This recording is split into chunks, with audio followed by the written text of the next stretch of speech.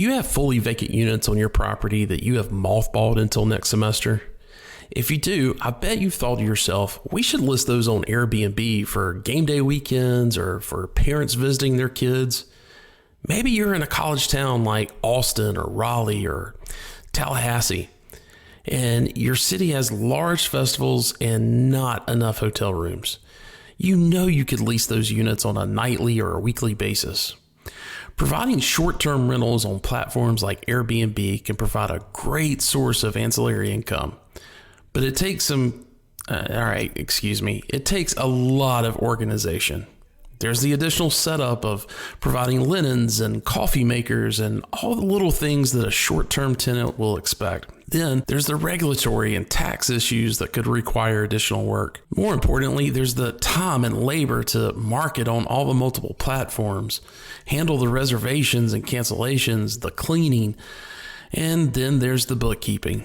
All of this turns into a big distraction from the main job at hand, which is operating and leasing your property.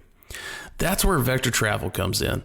These guys know the short-term rental industry and they know how to relieve all of those burdens from the property manager. And best of all, they've become experts in how to do that with student properties. They understand the complexity of mixing travelers with college students. They know it so well, they can quickly identify if a student property is not going to be a good fit for their program. So if you have vacant units, reach out to Vector Travel and have them do a free, no obligation assessment to determine if enrolling your vacant units in their program will be beneficial. Go to vectorstays.com/SHI. Fill out a quick form to receive more information. You will also get the first month's service fee waived by going to that specific landing page. Again, that's vectorstays.com/SHI.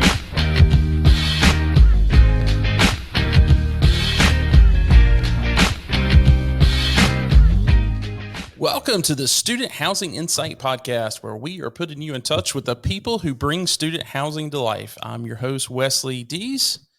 And joining me as a special co-host today is someone who certainly brings student housing to life, Leslie Cole with Pivotal. How are you doing? Good. How are you doing? Doing great. So full transparency, I hired Pivotal a couple of months ago to take over my social media.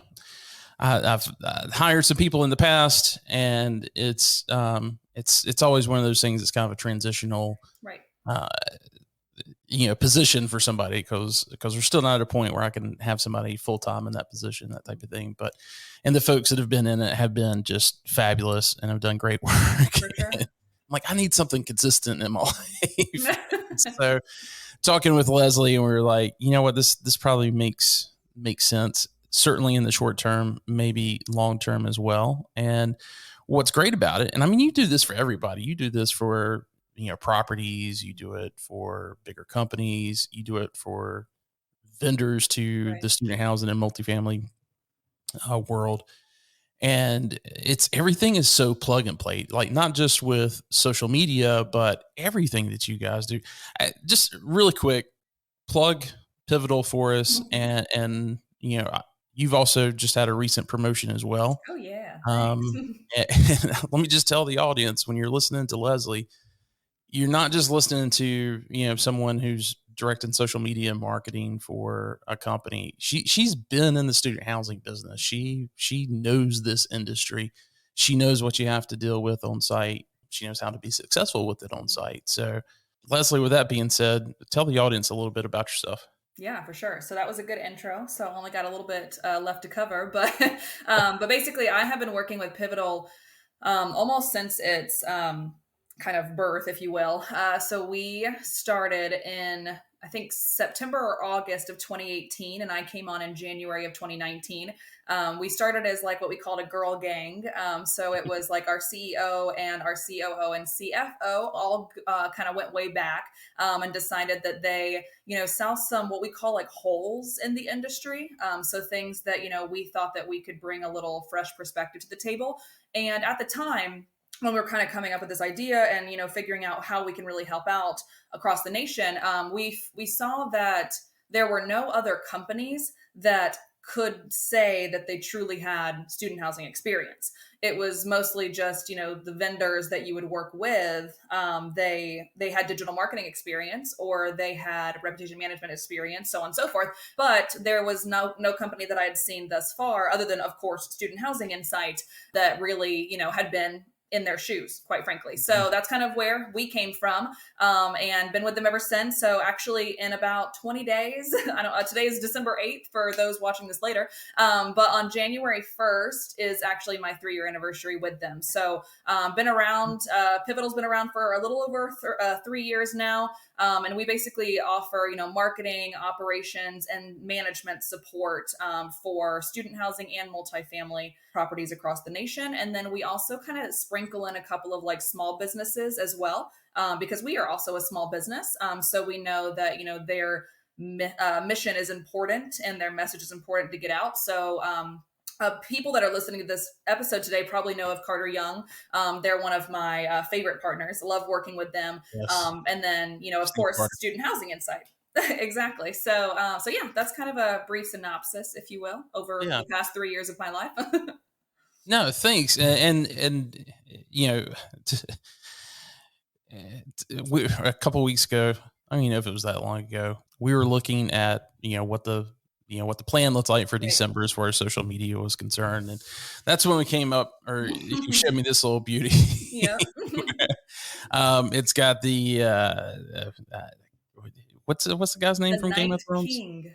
The Night King. So, and one thing I said, I want to make sure that we hit on is let's have some of our, we don't want social media that is, just boosting our podcast and amplifying those. Like, we're here for the professionals, right, for sure, in this industry. And being, a professional in the industry, I know that we need reminders from time to time. And so, so a part of what you guys are doing is putting together content for Student Housing Insight that is helping, serving as that reminder of, hey, here are some things you need to be focused on, in the coming weeks. For sure. And we said, we've got to help folks kind of remember what's the objective over the next, 4 to 6 weeks going into winter break and coming back from winter break. Right. So you came up with this awesome graphic called "Winter is Coming,"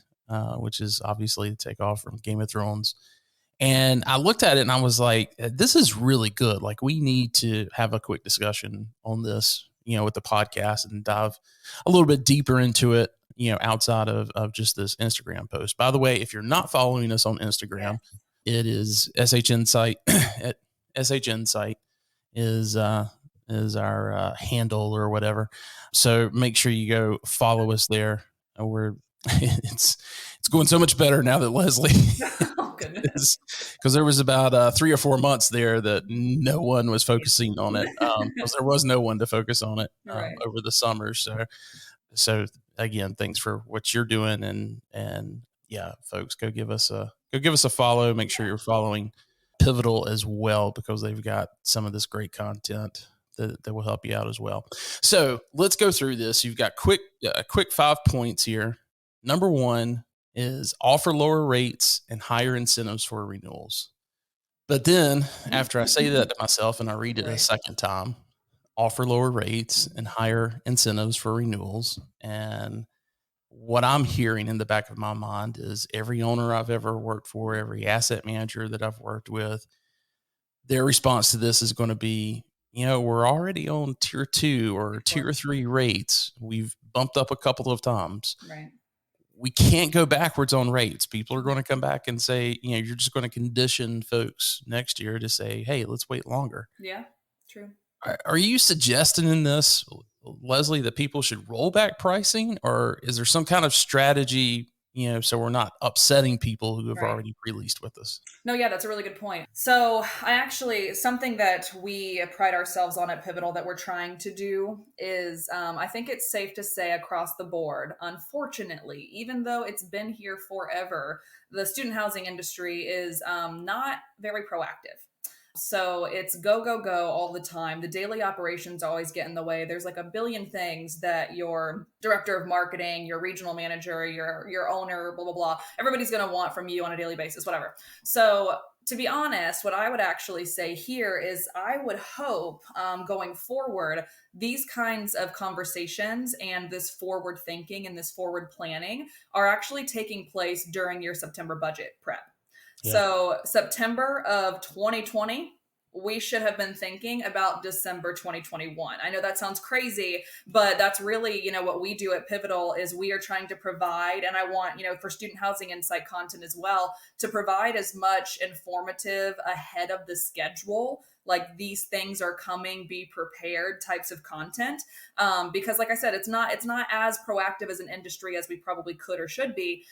So to be honest, I would say these things probably should already be in play when the time comes. So you don't have to feel like you are taking a step back. So with that, though, I will say I wasn't really getting at the fact that we should be, let's say we're at $500 today for renewals and we're at $700 for new leases. That's really what I was implying is we want to make sure that the renewals feel taken care of throughout the close of the year.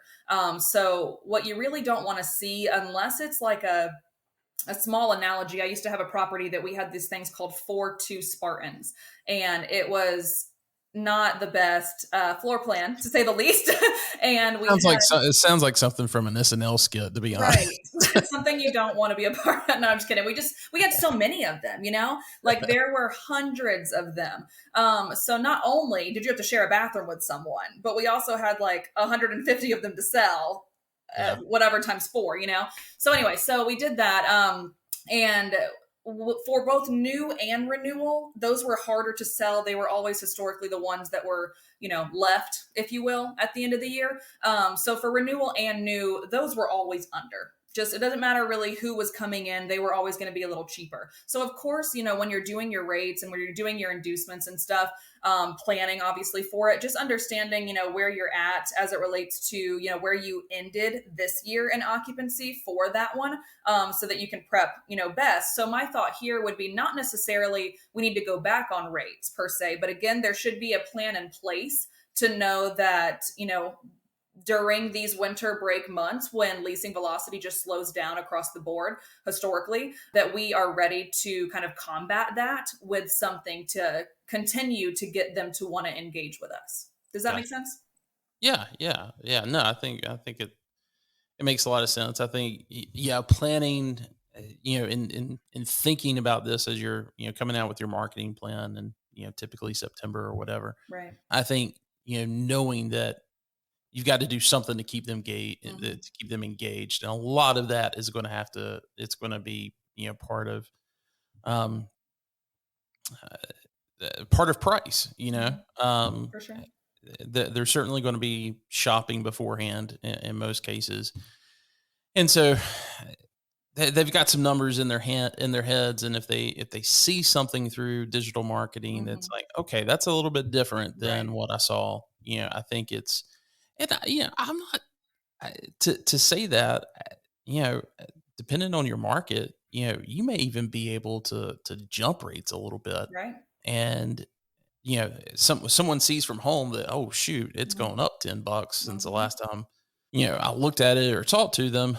I probably ought to go ahead and lock things in. Right. No, and that's a fair point too, is if you maybe do like a flash sale of the next 5 people or something of that nature, that it's small and it's not even a crazy inducement or anything. But they know that, like, starting on, let's just say December 20th or whatever the day is, like at 11:59, our rates are going to go up to this number. I mean, that's a big push too. It doesn't necessarily have to be you're getting X off of your rent, but if you don't sign by X date, you're going to go up to $750. You know what I mean? Yeah. So I think that's a huge push too, for sure. Yeah. So give me some examples of higher incentives for renewals. Well, to be honest, I was thinking, kind of going back to what you were saying a second ago, is, you don't want to make anybody mad that had already signed, right? So let's say, we promised them if they sign on October 1, they're going to get the best deals of the season. And then we come in December and we just, laugh in their face because we give them a better deal, right? So I think the point here is educating our leasing consultants on the sales process so that they can communicate to the residents. So by the time, like you said a second ago, we're on tier 2, we're on tier 3, right? So these people theoretically are supposed to, let's just go back to my $500 thing. So if you signed on October 1st, you could have gotten a rate of $450, right? And then let's say now we've moved up tiers. So now we're looking more at $550. So yes, technically that person got a $200 gift card that you might not have gotten in October, but they're paying an extra $1,200 in rent over the next 12 months. Or whatever the case may be, because now the rate is in tier 3 and you are paying $550 compared to $450. So really educating our leasing consultants on seeing those numbers and seeing the science behind how inducements can kind of help. Yes, the net effect rent looks like this, but at the same time, they're still paying $550, or we are still documenting $550 for them. So I think that's something that I just wanted to hit right there. And then for the people that potentially are mad that come back and they're like, well, where's mine at? And that's totally reasonable, especially if, we do say you get the best rates here, and then we do it again. And then we do it again in spring. And then we do it again because we don't have enough renewals in summer. Exactly. Like, we want to make sure that is not the verbiage, of course, we're using ever. But I also think even as small as offering them a free paint job, a free carpet clean, or a carpet replacement, especially if someone's been there for 2 or 3 years. I mean, those things are like gold. Or if you see, let's think about like a standard washer and dryer. Mine were a little cheaper, because I was at an older property a couple of years ago, but mine were like, $400 to $600 at HD Supply. So if you think about that, if their washing machine was always, an issue in your work orders, historically for the past year or so, those kinds of things I think are what's going to also add that extra level of, oh yeah, you're right. That was an objection that I had to live here next year, but now you've kind of already, kind of mitigated that for me. So you've taken care of it, and yeah, let's go ahead and sign on the dotted line. So I think that potentially that's something that we can look at internally, and it's already really going to be a part of your turn budget. So it helps everybody. No, and I like the offer to repaint or something like that, because that's even when you're launching renewal campaigns in September, especially for folks that have rented an apartment, for over a year, right. Certainly over 2 years, going in and saying, look, we know on winter break, it might be a good time for us to come in and actually go ahead and paint your living room walls, sure, or whatever, and offer that as an incentive as well, if you get the entire group to renew or something like that. I do want to step back, and just for anybody in our audience, when Leslie and I are talking about second tier, third tier, if you don't know what that is, I think most of certainly the purpose-built student housing world is familiar with that term. And we've moved to this tier system where, because when you're setting out things at the beginning of an academic year, you don't know. And one of the biggest issues that we had in this industry for such of a long period of time is people would come out with, okay, well, this is where we ended up on a blended rate, coming out of lease up. Now we're going to do everything at, tack on 3% or whatever.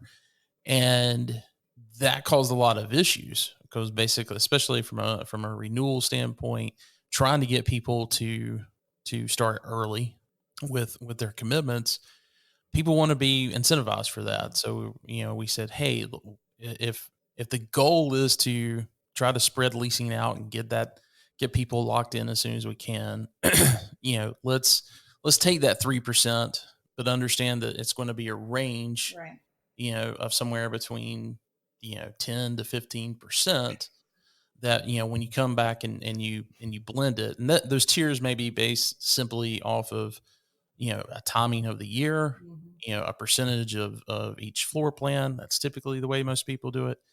And, I think most people set up 3 or 4 tiers, maybe 5, and then, monitor the leasing velocity every week and decide if you need to make some adjustments one way or another for each of those floor plans. All right, moving on to number 2. Don't forget about guarantors when completing renewal calls. Yes. I love this. I think it's really key because, the manager who's implementing this is, going to have an advantage over any of the other managers in their market Yeah. that, they just decide, hey, I'm going to lay back and get through the holidays and, or maybe focus on something else, getting the office organized or whatever. And they're not going to be focused on leasing. Mhm. But I think most managers are working with the skeleton crew, through the break. Are there any suggestions on how to make sure those renewal calls get made? Something that I used to do when I was on site, whether it was a skeleton crew or not, either way, but most during these this season, is after hours call banks are huge because like even let's just say like 6 p.m. whatever time your office closes, and then you just do it for 3 hours and everyone's huddled together and you each have your own phone and you have your spreadsheet up and you're just knocking them out. And sometimes that doesn't sound that appealing because, I'm like, I worked 8 hours today. I don't want to call for another three. But something that I did with my team that made it super fun for them is we offered an incentive or like a contest, if you will, for the person who made the most intentional calls. And then, by the end of it, who actually got to speak to people, they got a prize too. And then, of course, if there were any renewals or any maybes, call me back laters, whatever, then I gave them something as well. So it wasn't just like, hey, sorry, you got to stay after hours for 3 hours to make this happen. It was, hey guys, like we have the opportunity, like you said, to set ourselves apart from our competitors and go out there and get these people because, as we all know, renewals are the cheapest leases you could possibly get. Or a cold person, if you will, that's out there that you meet at a football stadium. They're a little bit harder to get them to commit to leasing with you, right? A renewal's already there. They hopefully already like you. They love your experience, so on and so forth. And it's going to save you a buttload of money when turn comes around, the higher your retention is, because you don't have to, flip those beds. So, I mean, honestly, I would say that was something that we did every summer as well as every Christmas, the winter break season, Yeah. was just kind of having those longer, last a week or so, or you can do it in chunks for those 3 or 4 hours, and then just making sure that your team is engaged and they're really getting something out of it too. Yeah. Yeah. I know managers, I think something they're going to say to that is, well, okay, but I live in an area where, or at a university, I have a community that, my CAs just don't stay, during the winter break. They True. want to go home and and I think that's something that's great about living today, versus trying to do this business, 20 years ago when I was on site, which is you set up a Google number. Absolutely. Most of these communities have VoIP systems that are expandable. You can put that VoIP client on their, sometimes through an app on their phone or whatever, and tell them, look, we want you to spend time with your family. We want you to do those things, but we do need you to make some phone calls. Yeah. Pick 3 hours in the day or whatever's convenient kind of during business hours, and they don't have to be in the office to No, for make those sure. calls. They do need to be in a place where it's quiet. Yeah. It sounds sounds Right. professional, but yeah, don't be afraid of allowing folks to make those phone calls. And I think we've all kind of learned through the pandemic Yeah, of absolutely. how to get this stuff done when we're not in the office. Mhm. So number 3, leverage direct mailers and email marketing campaigns. Oh yeah. I love this one because, even if a manager has done all the things throughout the year to develop an email list, those lists can still be bought in their companies, Pivotal being, one that I would Yeah. certainly recommend, that can provide kind of a complete turnkey solution on, purchasing an email list and then putting together a campaign. Tell the audience a little bit about that process that you put your clients through when they're looking to purchase an email list and do Yeah. a email campaign. Yeah, for sure. So we actually have strategic partnerships with like universities across the nation. I want to say I think I have 37, I believe 37 or 38 of them right now. So basically we get that list, the most updated list for that semester that we're looking at. So if you want to hit people, for the people that are coming in January, we'll have that list. Or if you want the ones that came in August and you want to continue to hit them, we have that too. So anyways, we would get that list for purchase for the client. And then that could be the only thing that you opt into if you'd like just the list, and then it's yours. Like, it's not proprietary. Like, we gave it to you, you have it, for the rest of the year to hit them with any, marketing collateral that you have. And then the second thing is, like you said, that turnkey solution or package, if you will, is, we do the list, and then you have that and you have that forever. But then we'll also build a custom campaign with corresponding landing pages that gets sent out on a bi-weekly, monthly, whatever it be basis. That's going to bring you the biggest bang for your buck. And then we also do the same thing with direct mailers. So some people think that those are dead, but I think it's because, shameless plug here, my husband's a mailman, and he's actually my mailman, which is funny. He literally delivers our mail. But what's kind of cool about that is I know the so many great jokes there, Leslie. Right.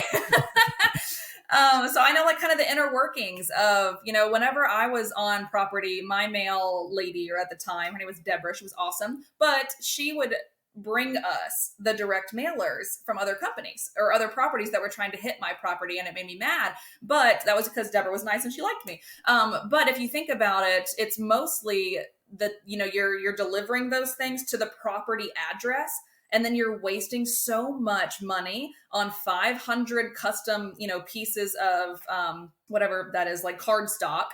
Mm-hmm. And it's not getting to anybody. So that's the difference with us, is we actually have the physical addresses of every single apartment number. So it is actually required, since I know my husband's rules, it's required to be placed in the box itself, or at the front door, or whatever the case may be for that individual person, compared to just being sent to the property. So that's just kind of a synopsis of how those two things are a little different.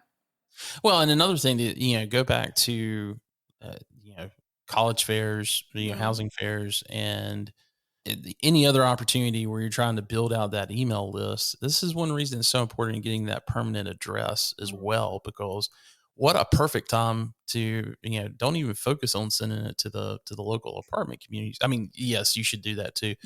But, if you've got those permanent addresses, you can do a campaign to those as well during the winter break, which, may serve as a reminder to a parent to have that discussion with their son or daughter about, what their living situation is going to be next year. So, So good point. All right. So I think we're on now to number 4, which is this may be the biggest thing in all of this.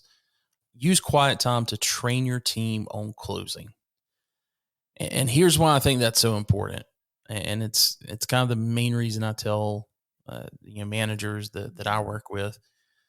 Make sure you're scheduling for all of your leasing agents, your community assistants to come back that first week after New Year's. Some universities wait until, especially last year, so many people were waiting until after King Holiday, and a lot of that had to do with just with kind of their tactics against the pandemic in a lot of ways, but some schools were doing that beforehand anyway. Others are, trying to come back that second, third week. But, it's a key time to get those folks back, because you really need to spend some time with them. You made some mental notes if you didn't make actual notes on, what you were seeing them do wrong, how you were, how they were, how they were answering phone calls or not answering phone calls. And this is kind of a perfect time now that, before the stress of the semester comes on and everybody gets back, it's a great time to spend some one-on-one time with them to really work through, those issues. And I just can't stress enough that it's so important. Don't leave it out there for them to come back, a day before classes begin, because they're not going to be focused on learning what they've got to improve from a leasing standpoint. So any other suggestions on training or retraining? Yeah. I mean, I think this is kind of the perfect time, like you said, of the year to really take it back to the basics, back to the fundamentals of leasing and sales and student housing and customer relationships and so on and so forth. Because, like you said, if someone can come back on, let's see, January 4th, and you have kind of a round table for a couple of days, and the property managers there, the assistant managers there, whatever, and we have all the leasing consultants, just really getting them back to if as a prospect comes in, are you acknowledging them that they're here? And even if you're on the phone, can you be like, hey, I'll be right with you? Keeping that like stand up and greet thing that we always like to say in this industry. No one's really doing that anymore, to be honest. From properties that I've personally shopped myself in this market and other markets, I have to wait sometimes for like 5 minutes for someone to even acknowledge that I'm there. So I'm not even buying the property. So imagine if I was, like, those kinds of things. I think it's the perfect time to really go back to basics on those things. Understanding that, if your property is not polished, it's not going to sell well. So, as simple as, reminding the team and coming up with, let's go back to those opening and closing checklist concept, utilizing your first 30 minutes to make sure that your property is polished and it is sellable and your tour route is clean and your model it shows as best as it can, so on and so forth. And then I also think it's imperative during this time for, like you said a second ago, they've made mental notes in the past of what could be done better or whatever the case may be. So getting out there with your team and showing them how it's done. So if you're a property manager, you got there for some reason. You might have been a leasing consultant who climbed the ranks, or you knew what you were doing and you just got that job first. That's fine too. But either way, what's right and what's wrong, or how to speak to someone and how to encourage a sale, so on and so forth. So what I used to love to do was I would actually give my leasing consultants off about a 30-minute, not break by any means, but 30 minutes of shadowing time, for them to just like hang out with me while I covered their desk. And I made the follow-up calls. I answered any questions as residents came in, so on and so forth. So I think this is a really, really good time, especially like you said, when schools aren't open yet, students aren't necessarily back yet. It's going to be a little quiet, especially from January 4th, probably till the 15th or so. So really utilize that time to get them back to the basics and kind of prep what you guys want to do for the next 5 months of the lease up that we have left. Like what kind of, utilize them. They're, theoretically speaking, if you're on a student housing property, your leasing consultants are more than likely your target demographic. So use them to your advantage. Yeah. Yeah. And I think it's a great time to cover, the blocking and tackling basics, like you mentioned. I think it's also a good time to, look, they've, in most cases, they've been away from the property for 3 or 4 weeks. They've probably had a lot of different things to think about. They've probably ended up in a couple arguments with parents or loved ones or whatever. And I think it's a good time to just get them engaged, remind them of what, the goals are for a successful leasing season. And also, what's,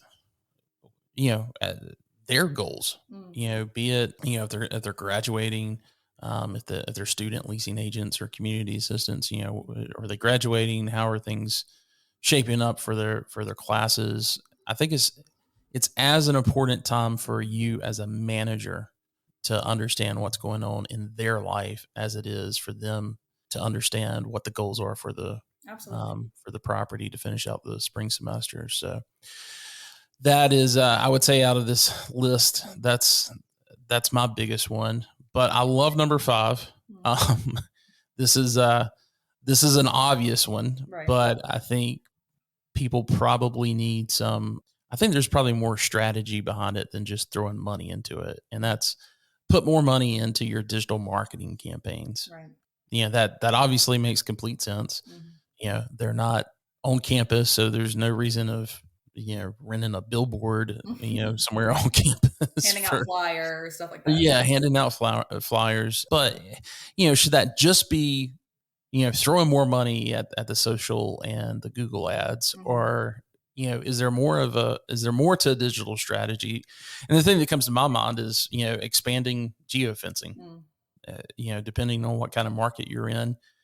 I think of like a Murray, Kentucky. Well, none of the students live in Murray, but there are a lot that live in Kentucky, right? True. And, I could see expanding that, beyond beyond Murray.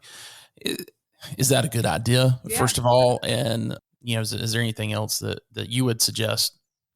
Yeah, when no, I thinking think about this? geofencing is a good point, especially if you're not necessarily a feeder school. So, like you said, so I went to University of Florida and Gainesville. You don't live in Gainesville. You just go to school in Gainesville and then you leave, right? You're like a transplant. Right. So, geofencing at UF during the winter break would not have been smart of me, just because they were all gone. So, quite frankly, when you say geofence, it's a digital fence, a literal, circle around this location, and then my message is going to go into said circle, right?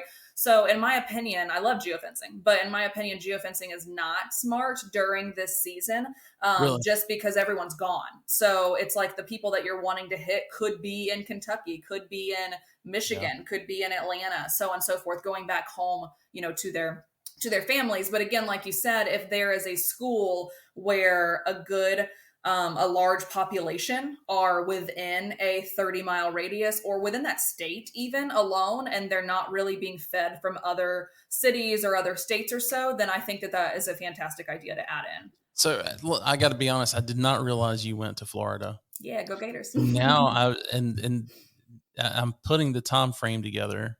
That means you were at the University of South Carolina when Spurrier was the coach, right? I mean, potentially, but I did not follow along. How I did- was there. okay. It was 2016 was when I was in Cola. So I was at UF for that whole, 2011 through 2015, and then 2016 in Columbia, and then I've been here ever since. Gotcha. That had to be there's being in student housing in a place like if you graduated from Ohio State and you had to go to Michigan Right. for a lease up, that would be so tough. And then For sure. Florida, Tennessee, Florida, any SEC. Okay, school. don't get me wrong. I'm okay with being transplanted into a Gamecock. That was fine. It didn't kill me that much, but I would never go to Alabama. And I would never go to FSU. So I hate to say it. I love y'all. I have amazing clients in Tallahassee, but not necessarily something that I would want to do. So there's fine lines. I'm with you. Yeah, I follow you. That's one of the toughest things being in student housing, especially those tier 1 schools. Yeah, for sure. In the Power 5, it's like you can't even buy a hat because it's like you don't want to upset anybody. So, for sure. Anyway, so anything else with digital marketing campaigns and how that money should be increased during that period? Okay, so what I was thinking here, and this doesn't necessarily have to be a money suck by any means, but I do think it needs to be attended to. So basically my thought here is, and this is what I tell all of my properties, all of my clients, is we want to just maintain, if not enhance, our exposure and engagement efforts. So that could be a multitude of things. That could be the PPC campaigns you were talking about a second ago. That could be exposure through like a prominent influencer in your market, or as small. I say small. I'm a social media guru, so I love that. But just making sure that your content is consistent and frequent. Probably, honestly, more frequent now than any other time this semester, because, like you said a second ago, you're not physically in front of them at all for probably the next 4 weeks, because they're still here right now, but they're studying for finals, and then they're taking finals, and then they're leaving, and then they're not coming back until January 12th or whatever your market is. So I would just say anything that you can think of that's going to make sense for your individual market and your individual property that will, again, increase exposure and engagement with your message. Again, exposure to both your current residents and potential new residents coming online. So they already have your message in their heads. And of course, they can sign on the bottom line now over the next 6 weeks. But, at least you are doing your part to make absolutely sure that come January, their message is, or your message is at the forefront of their brain. So it's an easy yes, kind of when they come back. So I would just say, like I said, making sure that you're staying up to date on social media, even if you have a skeleton crew, utilizing scheduling platforms to your advantage, making sure that all I's are dotted and T's are crossed, even when people might not physically be in the office. So that's my feedback, is just not necessarily having to put a lot of more money into it per se, but just making sure that even through these like lower velocity and slower leasing days, and slower staff days, quite frankly, that we are still maintaining, if not honestly enhancing, our efforts on that front. Because that's, like you said earlier, probably the only way they're going to see us over the next couple of weeks.